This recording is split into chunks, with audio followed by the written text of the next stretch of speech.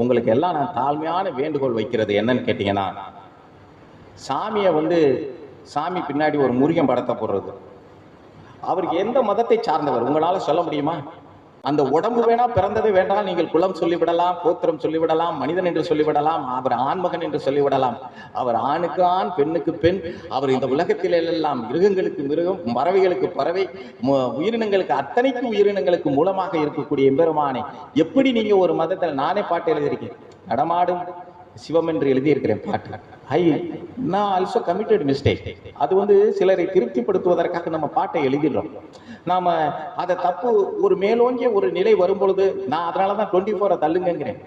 என்னன்னு கேட்டீங்கன்னா, நீங்க என்னைய கேட்க கூடாது, நீயே பாட்டு எழுதியிருக்கிற, சிவன் எழுதியிருக்கிற அப்படின்னா, சிவன் என்ற சொல் எப்படி அல்லாஹ் என்ற சொல்லுக்குள்ளே என்ன அர்த்தம் அடங்கி இருக்கிறதோ அதுதான் சிவம் என்ற சொல்லுக்குள்ளே அடங்கியிருக்கு. பரமபிதா என்ற சொல்லுக்குள்ளே என்ன அர்த்தம் அடங்கி இருக்கிறதோ அதுதான் சிவம் என்ற சொல்லுக்குள்ளே இருக்கிறது.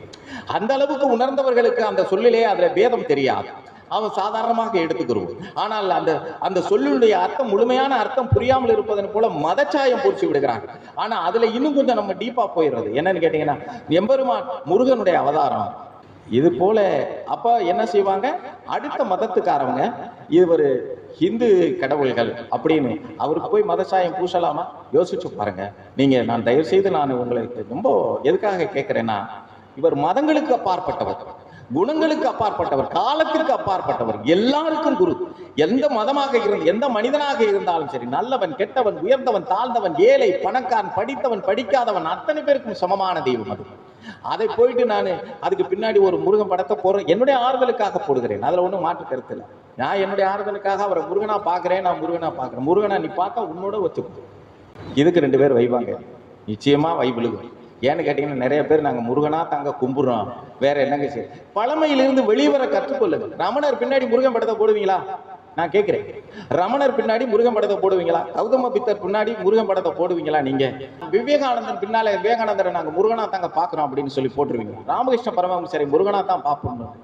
எப்படிப்பட்ட குருமார்களை, எல்லா உலகத்திற்கும், எல்லா நீதிகளுக்கும், எல்லா தர்மங்களுக்கும் பொதுவானவரை போய் ஒரு சின்ன ஒரு சிம்பலை போட்டு நீங்க, நான் எதுக்காக, எனக்கு நீங்க முருகன் போட்டா எனக்கு என்ன வரப்போகுது?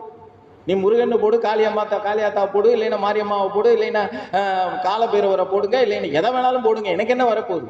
ஆனால் நீங்க இந்த சபையிலே உள்ளவர்கள் இவர் மதம் கடந்த ஞானியாக பார்ப்பது உங்களுடைய கடமையாக இருக்கா இல்லையான்னு கூட யோசிங்க.